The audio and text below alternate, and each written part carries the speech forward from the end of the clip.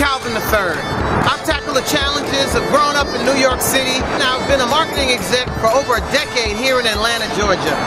When I told my people in New York I'm moving to Georgia, they said stay in the city. I don't know why they would say that, but I listened to them up until now.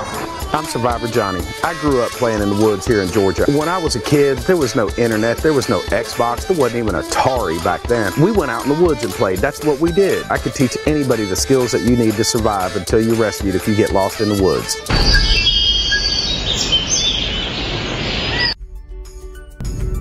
I am in the woods somewhere. I think his house is 48. Might be this dirt road in front of me. I think I found it. Alright, time to hang with Survivor Johnny. Survivor Johnny! What's up, brother? Alright, good to see you. Yeah, absolutely, good to see you. Glad you made it. So you're going to take me to the woods, huh? Yeah, we got a lot of it around here to play in. Right. You can see the lake out through there, but down here we've got all new. You can see that water? And that is where the beaver has made a dam. And so the trail that cuts right through there is flooded out from the beaver dam. We may be able to walk across the beaver dam and get to it. We'll have to see what it looks like when we get down there. What does a guy got to do to get service around here? Huh? I'd like to place an order. Oh, hey. How are you? Okay, you ready to go? In a minute. I guess got to change. You know. Change into what? These are my running shoes. I can't go in the woods in my running shoes. You know? All right. Yeah, exactly.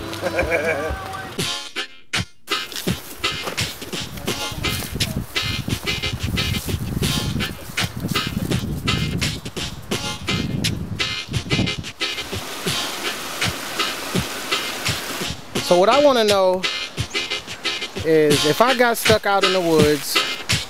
Which is easy, by the way. If you're hiking with, say you go on a nature trail with a couple of your buddies and you step off the path to take a leak and you get turned around. You know, you might walk a little bit further into the path because you might be shy, whatever, you know, into the woods off the path, and you get turned around, and instead of coming straight back to the path, you're 15 degrees off. Right. And, you know, yelling in the woods does not carry very far. No. You know, the trees, especially when the leaves are out, it blocks the sound really well. Right. I'll show you a little trick with an acorn in a second, which is a survival whistle that can be heard in the right conditions miles away. It can echo down a valley. So, I mean, that's a good one. Yeah, it's pretty cool. First thing I want you to learn is the rule of threes. That's how you prioritize the threats to your life. Right. All right. They say 3 minutes without air is the most important rule of three because you'll die 3 minutes without air. But to me, security is the most important. You run up on a wild hog in the woods and you're lucky to get 3 seconds out of that thing. It'll gore you, right? So the rule of threes. So to me, it's security is the first one. 3 seconds without security, you could be dead. All right. The next one is going to be 3 hours of exposure. The next one is going to be 3 days without water. And the last one is 3 weeks without food. So that is a kind of a priority scale. Okay. What you need to deal with first is what's going to kill you first. Right. And what's going to kill you last, well, you got time to deal with that. Gotcha. All right. Well, can we maybe start with, I always want to know how to make a fire. People, you'll be proud of me, though. You'll be proud of me. You told me, what are the things you said, like if you have these things? We can do a friction fire, but I'm going to tell you, brother, if you've got to build a friction fire, that situation's ugly, right? A lot of people, I mean, it takes nothing to have a lighter in your pocket, right? If you're going to go out in the woods, put a lighter in your pocket. Right. If you don't have a lighter, the next best thing is going to be a ferro rod, something to spark, to throw sparks with. So a ferro rod, and I sharpen the back of my knife to a nice 90-degree edge where it'll bite it. A ferro rod to throw the sparks that you need.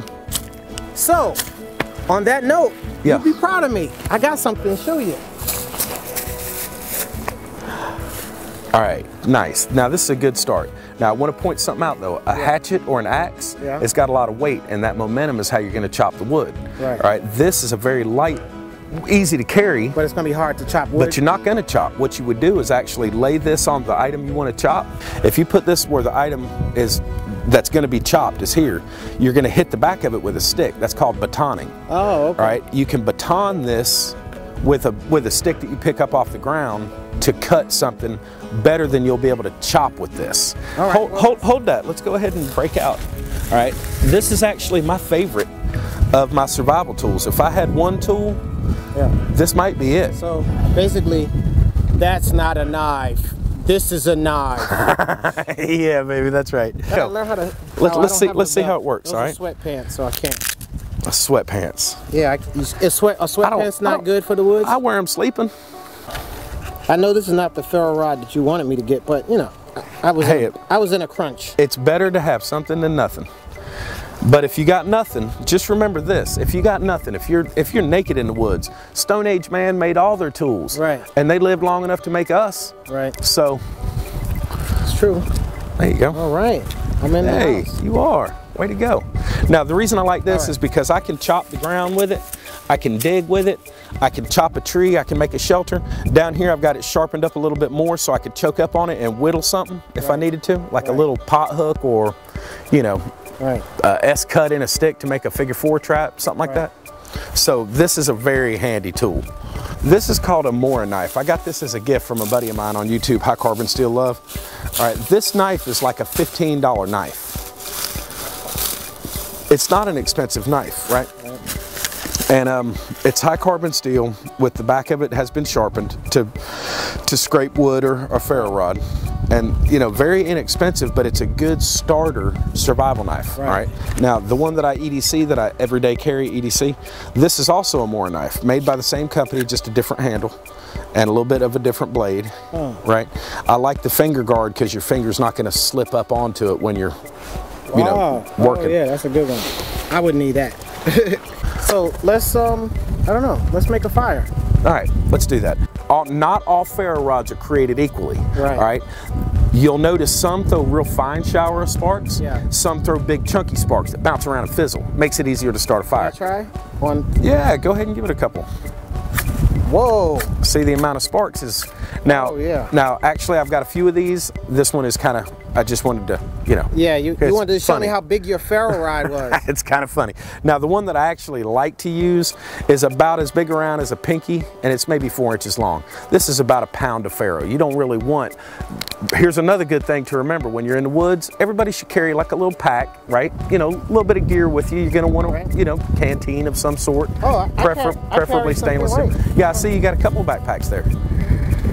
If they're not good to have just to be prepared, I brought my little energy drink. I'm not laughing at you, okay? I'm not.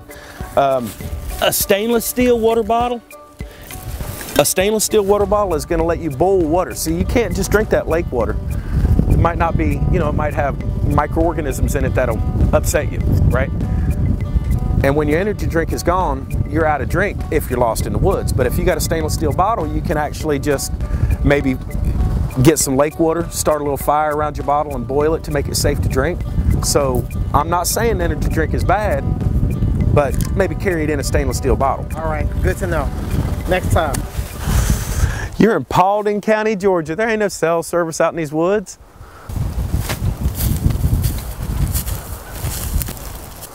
Well, how am I supposed to check Facebook? I'm just going to use my foot for a rake and clear us out a little spot. Now, you know, honestly, if I was going to be building a campfire, I'd be going for a spot a good 6 foot in diameter. You know what I'm saying? But since I'm just going to show you this, all right, I just want some bare earth. And I got a water bottle we can put the fire out with. Pulled that right out of your pack, by the way. All right. Oh, here's your sunglasses. They fell. I don't think I need them anymore. Okay. Ferro rod. Are sunglasses good to have in survival situations? Heck yeah. You can use them for other things, can't you? I mean, especially on a bright day. I'd like to use my new ferro rod. Well, I mean, you could use We can. I'm not saying we can't. So all I'm going to do is take some pine straw and I'm going to wad it up, right? I'm going to kind of roll it around and break it up a little bit. Right.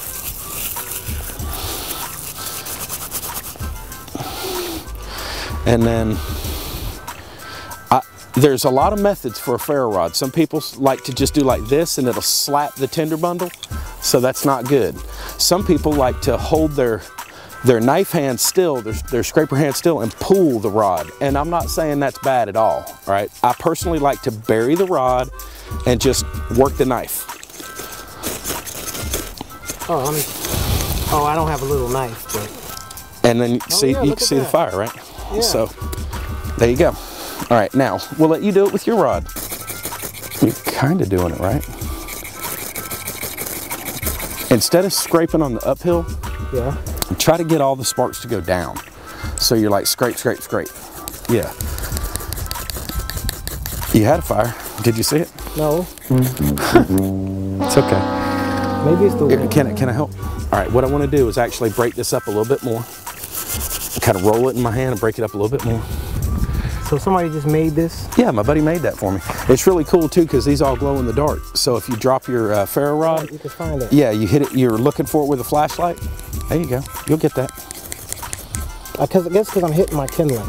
Yeah, try to stop short of the bottom, and try to throw chunky sparks instead of light ones. Man, I am not good at this at all. Well, I mean, you know, it's like, it's a really perfect example of you got to know how to use the gear you got. Yeah, right? That is a good example. And then if you don't mind, let me step in and I'll show you a couple of technique tricks. Light! Let me show you some technique. All right, so just some technique tricks. All right, I'm gonna start and I'm gonna throw. See how I'm throwing the sparks down? Right? Instead of going like, I'm throwing the sparks into it. Okay, yeah, see, yours is already doing something. Yeah, well, look, you got a fire already. What the hell? All right. It's technique. Yeah. Okay, throw it into it. Look at this. I can't believe it's technique. So you want to throw the sparks into the tinder because it does, sparks going back up doesn't help. Yeah, you're right. Right. All right. So, and then I'll tell you what might make it a little easier. We're going to put this here for you to bear down on, and then we'll put that on top of it. Okay.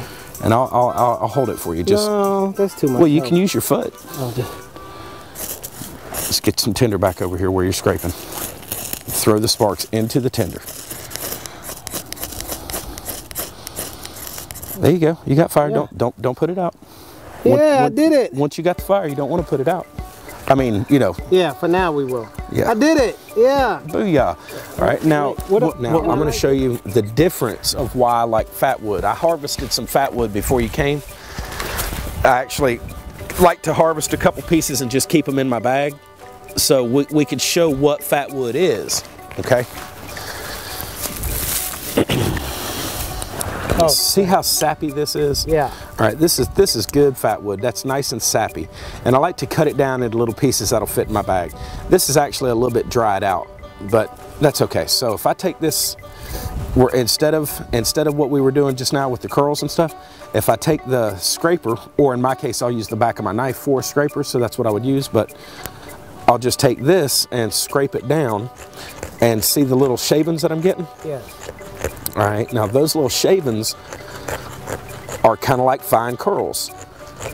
All right, so now just hit that with the ferro rod like you've been doing. Go ahead and lay that down. Take that from my hand.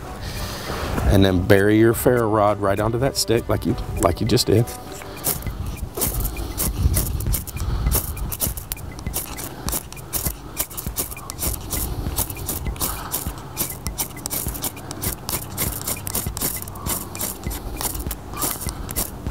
Here it is. Well, then the wind blows. Yeah, it's pretty windy out here. You've had a couple fires. Yeah, there you go. That's a nice one. Let's make it bigger, can we? Well, we have water. Well, that's the fat wood. I don't want to burn your fat wood out. You know, it's okay, actually. I harvest the stuff, so, you know, I mean, and then to make it bigger, you don't go straight to big sticks, right? You want small, little sticks. No more, well, it went out the wind. It's okay. You wouldn't use that? No? No more pine wood? Well, you can go with pine straw. In fact, you can also, whoa, gotta watch that. Something like that'll start a whole forest fire. All right, so what you could do is now you could make your curls bigger. Yeah, you could go ahead and dig in. Yeah, prepare and get you some curls like this, and see how I'm sliding along? Yeah. And then those curls are going to be what we would consider a fire extender. And then all this is you just find, the best way to find fat wood, there's two good ways. When you see a dead pine tree laying on the ground and it's all soft and punky, you kick off that punky wood and the core of that pine tree is still solid. It's the fat wood, it's the sap wood. Right. Or the low hanging limbs that die, and you know, it'll be a limb sticking off a pine tree a couple feet and it's dead. Yeah. That limb where it meets the tree, that's gonna have some real good fat wood in it. So we'll have to show, you have to show me that. There's none out here, huh? Oh yeah, it's everywhere. There's some right there. See that dead pine tree right there? That'll have fat wood in it. This dead limb busted off of this tree could have fat wood in it. It's real hard, and the fat wood, the sap in it keeps it from rotting. So we'll just cut some off and we'll see. See that redness? That redness is the sap. Yeah, and you can feel it, like it's sticky when you push your finger on it. You can feel the sap in it. Oh yeah. Right? So this is actually fat wood. This is some stuff you could take home and mess around with. Oh yeah. That's some pretty good fat wood. Good. Okay, I'm gonna give this a shot, but without your fancy tools and help, it's always hard. But I'll try with my little one that hasn't been good today. It's been all right. It's been good. It's been fine. Just don't slap the tinder. Oh, I knocked it away. 3 hours later. There we go. And we have fire, ladies and gentlemen. All by yourself with no help. There you go, brother. All by yourself. I didn't help you at all. You used the stuff that you bought. Look at that. And it's gonna go out. No, well, it will if you don't feed it. So Survivor Johnny got me up and running. I was able to start a fire. So it wasn't two sticks rubbing together, but I mean, I could carry a ferro rod, or maybe I'll just bring a lighter next time. Well, I think he did pretty good overall. Now, next time he comes out here and I show him how to build a shelter, we'll see how he does when he's breaking a sweat. You'll slowly build that fire up and feeding it till it's you know, a campfire at that point. Yeah. And that's So what are we gonna do on our next episode? Hold on my phone. Your phone? Hey baby, what's going on? Wait a second, I thought we didn't have a signal out here. I got a country boy phone. It gets out here. Yeah. I'm sorry, yeah. Uh-huh.